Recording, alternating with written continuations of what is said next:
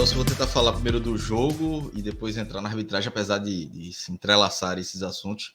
Mas para fazer uma análise, porque assim, o Náutico fez um bom jogo. O Náutico não merecia empatar, merecia vencer o jogo. Tanto que estava vencendo até os 50 do segundo tempo, 52 do segundo tempo, com um jogador a menos. Roberto Fernandes repetiu o esquema com 3 zagueiros. Não tinha Chiesa, ele colocou Amarildo, não tinha Haldane, ele colocou Tasso na direita. E o Náutico, eu acho que hoje o Náutico conseguiu dar um passo de evolução. Tinha conseguido já fazer um jogo ok contra o Sport, não foi bom, não foi tão elogiável como o próprio Roberto Fernandes achou após o Clássico, mas foi a primeira partida daquela formação. E nesse segundo jogo eu acho que o Náutico conseguiu evoluir. Conseguiu evoluir, criou mais chances, perdeu uma chance com o Franco, perdeu uma chance com o Jean Carlos, perdeu uma chance com o Vitor Ferraz, até que faz o gol, já depois dos 30 minutos com Amarildo, não? Uma cobrança de escanteio, o goleiro Felipe Garcia, né, que jogou no Náutico, jogou no Sport, espalmou e Amarildo completou. O Náutico faz 1-0, bem no jogo, o Lucas Perry não fez nenhuma defesa, tem um lance no final do primeiro tempo, não sei se foi cobrança de falta, se foi escanteio, agora me fugiu, mas foi uma bola cruzada na área, que Ciel faz um gol de cabeça, mas o árbitro anula, antes mesmo a bola já estava entrando, ele já tinha marcado uma falta, e aí seria até uma injustiça ali com o que o Náutico tinha produzido. Teve outro lance também que o Wellington falhou, que deixou o atacante do Tombense livre, o Keké, mas ele chutou muito mal. Foram 2 lances assim, mas lances individuais. E teve esse gol de Ciel. Esse gol do Ciel, assim, eu não achei falta. Então, assim, para não dizer também que é só choro do Náutico, eu não achei falta. Eu achei que foi um lance normal, assim, não vejo... Tem um toque de Ciel nas costas do zagueiro do Náutico, mas eu não vejo um movimento de empurrar o zagueiro do Náutico, acho. Só que, assim, o árbitro foi tão convicto que ele não esperou nem o lance ser completado, ele já apitou a falta no lance. Mas, assim, pela TV, eu não marcaria. E aí vem o segundo tempo, com 8 minutos do segundo tempo, tem um lance completamente acidental, né? O gramado estava muito ruim, escorregando muito. O PR vai cobrar uma falta. A galera tava escorregando direto antes já, né, velho? Não, teve um lance do jogador Tombense, depois até desse de PR, que o jogador Tombense vai dominar a bola, ele escorrega, a bola bate na mão dele, o juiz da falta, matou o ataque do Tombense, ou seja, prejudicou todo mundo, né? E aí PR vai cobrar uma... Eu destaquei que a galera já vinha escorregando, porque isso acaba entrando no contexto, né? Porque tava perigoso até pra PR cobrar aquele lance ali. Caralho, tava muito escorregadio o gramado, pô. Teve uma bola, não sei se foi impedimento, se foi falta também na entrada da área, que Renan, depois que entrou pro gol do Náutico, foi cobrar e eu disse, meu Deus do céu, sai daí, Renan. Se já aconteceu com o PR, tu vai fazer o que aí? Capaz de acontecer também. Tá vendo? É isso. Já fica o receio, né? Mas aí teve esse lance com o PR, o juiz marca a falta, aí marcou a falta e deu um amarelo, e aí é chamado por VAR, e pela interpretação, que foi uma chance clara e manifesta de gol, e por isso foi o vermelho. Ele tira o amarelo e dá o vermelho. Mas eu não vou nem entrar nesse assunto agora, vou prosseguir o jogo. O Náutico ficou com -1, Roberto Fernandes tira Amarildo, coloca Renan. E assim, é um planejamento, e aí uma crítica ao Náutico de um planejamento muito mal feito, de que Renan, um goleiro de 24 anos, está na base do Náutico há 6, 7 anos, e hoje que ele estreou como profissional num jogo como esse. Tendo Bruno no elenco, que é um goleiro que foi campeão pernambucano com o Náutico, jogando como titular, jogou o Campeonato Brasileiro, ou seja, tem muito mais experiência que Renan, e por um capricho do Náutico de fazer rodízio de goleiro reserva, levou Renan para esse jogo e precisou de Renan. Não falhou, teve um erro assim no lance que ele acabou se atrapalhando, mas o Náutico correu um risco que não precisava correr, por um rodízio que... E assim, Renan não tem culpa, não. Ele tá jogando agora, a culpa não é dele. A culpa é do Náutico que não colocou ele para jogar no Pernambucano, não colocou ele para jogar em outras competições antes. E aí, hoje era muito melhor, obviamente, ter Bruno. Podia ser que Bruno falhasse e Renan podia pegar tudo.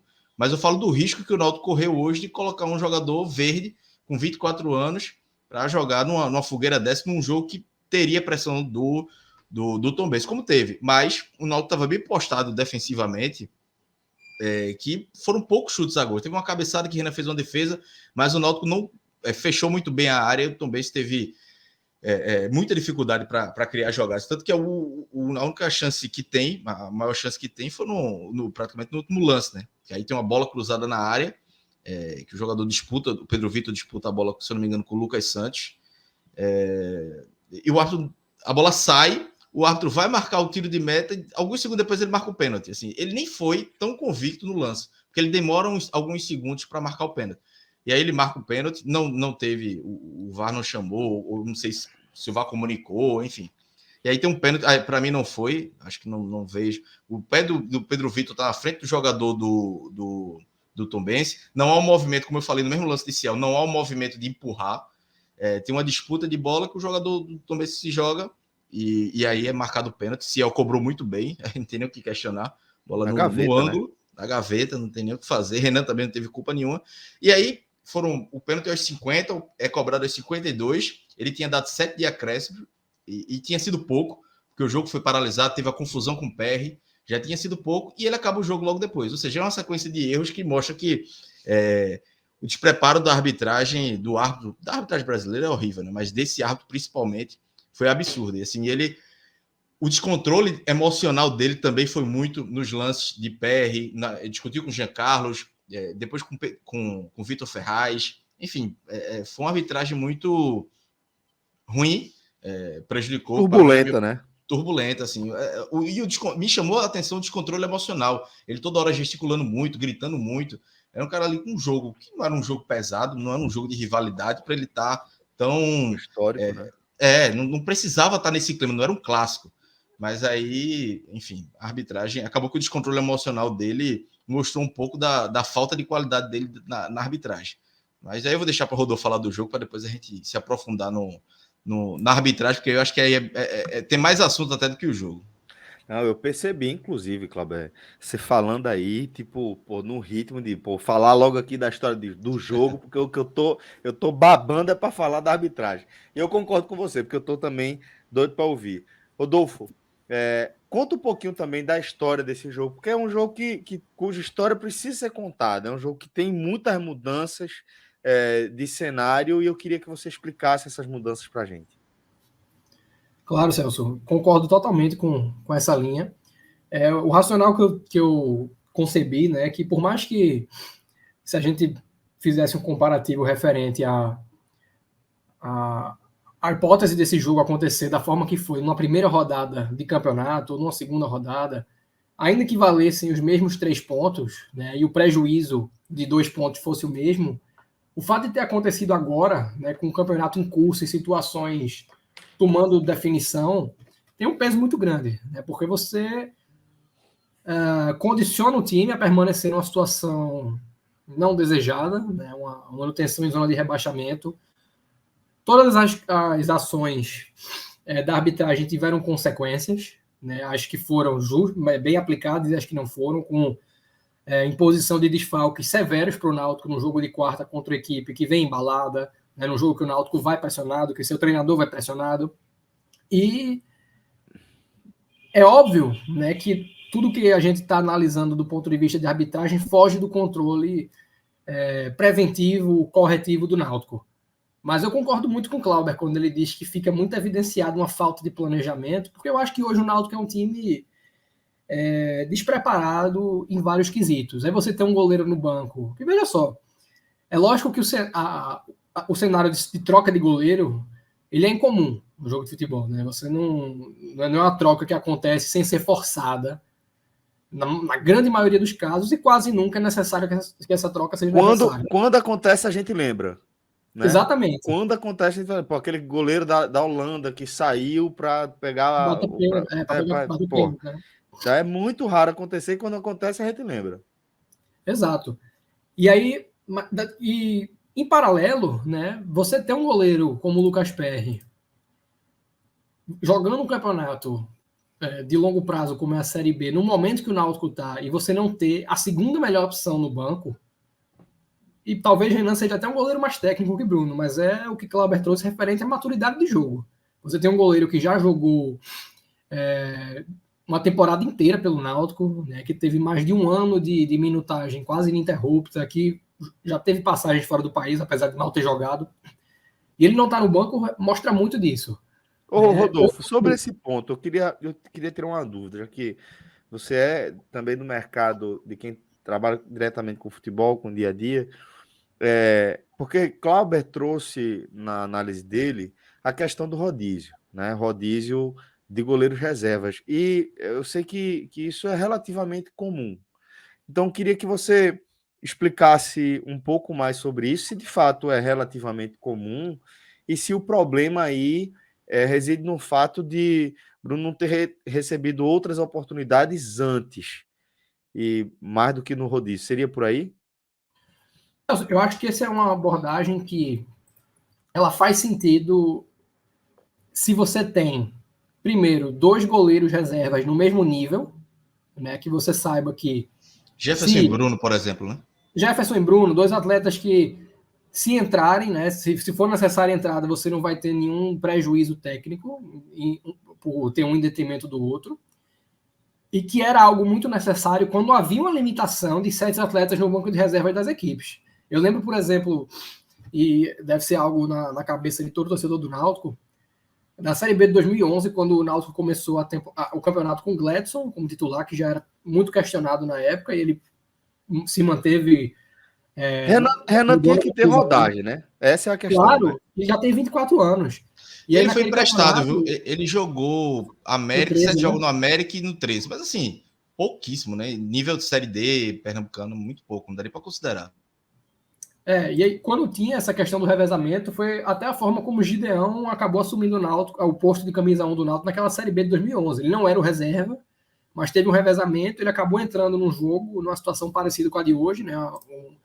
A mudança forçada do goleiro, e deu conta do recado e permaneceu. Mas isso numa época que não havia essa possibilidade de você ter mais de 7 jogadores no banco, e que o nível dos goleiros abaixo de Gladson na hierarquia de posição era o mesmo, era Gideão, Rodrigo Carvalho, 2 atletas que tinham vindo do interior de Pernambuco. Então, ali fazia sentido. Mas você poderia ter no jogo de hoje, por exemplo, os 2 no banco. Você poderia levar Renan para ter uma experiência com viagens, para estar vivendo a rotina dos relacionados. Perfeito. Mas você podia ter Bruno também.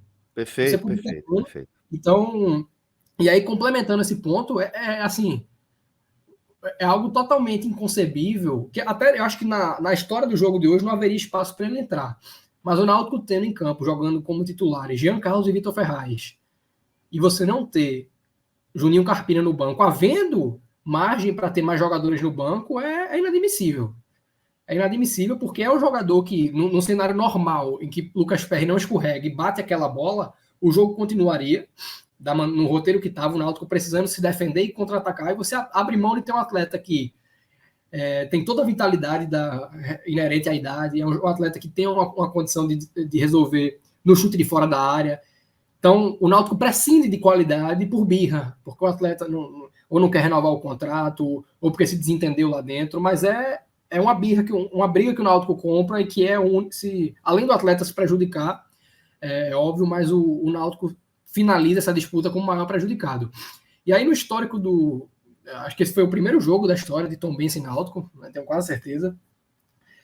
O Náutico, Roberto, deu continuidade à ideia da semana passada do clássico contra o Sport, que foi preencher mais no setor defensivo, né, ganha mais preenchimento de área, você limita mais as linhas de passe do adversário com esse preenchimento, aperta mais o funil, né, e o Tombense é um time que tem bons finalizadores, o que apesar de ter errado aquele chute com a perna direita no primeiro tempo, acho que foi ele que bateu aquela bola no travessão, na trave, na verdade. Primeiro jogo, de fato, tá? Do confronto. Primeiro, né? O próprio Ciel, né, que fez o gol que fez de pênalti. Então, muito coerente a posição de Roberto, e o que Clauber trouxe referente à evolução é verídico. Né? O Náutico vem de um empate contra o Sport, na qual já foi um time mais organizado do que aquele que perdeu para o Sampaio Corrêa, né, numa derrota por 2-0 a nível de desempenho vexatória, porque o Náutico não jogou. E nesse jogo o Náutico demonstrou uma maturidade maior com relação à formação e a estratégia de jogo do que com relação ao Sport. Né? Lógico que o Sport é um time também mais qualificado, um time que tem o peso do clássico, mas o Náutico se mostrou muito confortável em jogar hoje no primeiro tempo. Foi um time que chegou de ambos os lados, até com mais predomínio pelo lado direito, mas chegou de ambos os lados, né? Criou com cruzamento, jogada de linha de fundo da direita, cruzamento na esquerda, né? Ultrapassagem dos laterais, volantes pisando a área. O Náutico teve conceito, né? E até conseguiu definir mais jogadas do que vinha definindo, e foi o merecedor vencedor do primeiro tempo. Né? A Tombense poderia... O Tombense, né, eu até fui educado hoje a chamar dessa forma, que lá na cidade se referem como o Tombense, de fato, na cidade de Tombos. Poderia até ter saído com empate no primeiro tempo. Eu também não achei que houve irregularidade no lance do gol anulado de Ciel.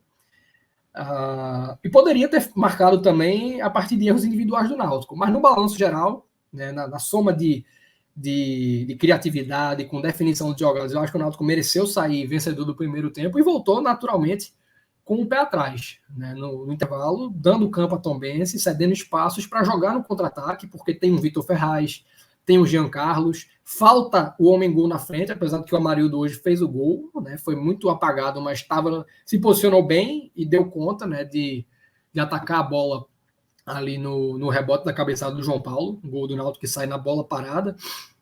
E vou até falar desse lance mais na frente, mas concluindo aqui a análise, o que acontece ali no lance que ocasiona a expulsão do Lucas Perry é um acidente.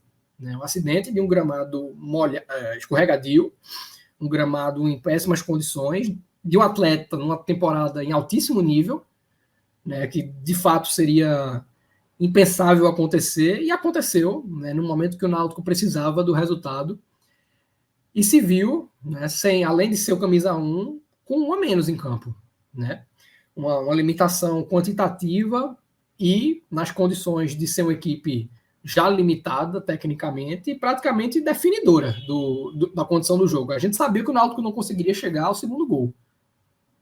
Com um a menos já é difícil para equipes com alguma superioridade, mas no caso do Náutico era inviável. Não tinha banco para trazer, até por opção, né? Porque, como eu falei, o Carpina não estava no banco por opção, mas o fato é que não tinha banco para isso, o time titular não ia ter pulmão para isso, então restava se defender. Acho que o Náutico se defendeu até muito bem, deixou o Tombense chegar pouco.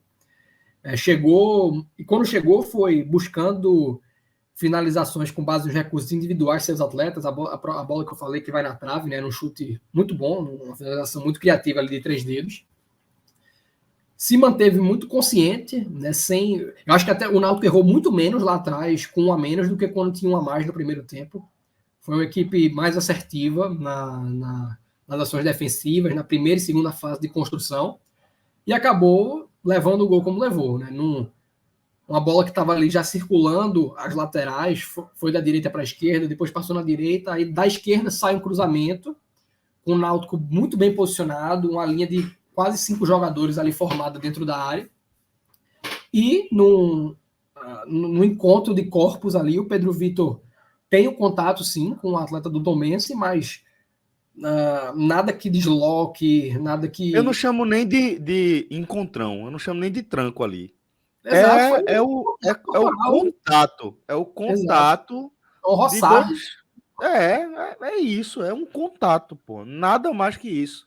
Um contato de 2 corpos em movimento, não tem nem tipo, mas o zagueiro do Náutico foi com muita força, ou foi menos na bola e mais no corpo do adversário. Nada disso, velho. Não tem o gesto da alavanca, né? Nada. Não tem nada, não tem deslocamento, angulação de corpo, não tem absolutamente nada no lance que justifique você pensar que não, aqui realmente deslocou, e por mais que Ciel tenha valorizado, aqui eu acho que é para dar o pênalti mesmo. Nada justifica, pô. É muito bizarro.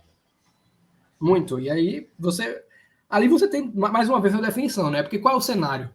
Você tem um goleiro fazendo seu debut numa Série B de Campeonato Brasileiro, sem nenhuma preparação, né? Sem qualquer expectativa para aquilo, diante de um atleta de quase, acho que talvez já tenha seus 40 anos, se não está com 39. Muito técnico, né? Um jogador que sempre deu a impressão ao longo da carreira que poderia ter, em todas as etapas dela, que poderia ter ido bem mais longe. Cobrador de escanteio, cobrador de falta. No ano passado chegou a fazer um gol batendo no meio de campo, né? Um jogo até contra o CRB de Roberto Fernandes, que o CRB tinha acabado de fazer o segundo gol, estava 2-1 o jogo, o Ciel pegou a bola, viu o goleiro fora do gol, arriscou e fez o gol. Um cara muito técnico. E aí, assim, se ele tivesse forçado pouco na cobrança, ele teria feito gol, né? Não precisava nem de muito.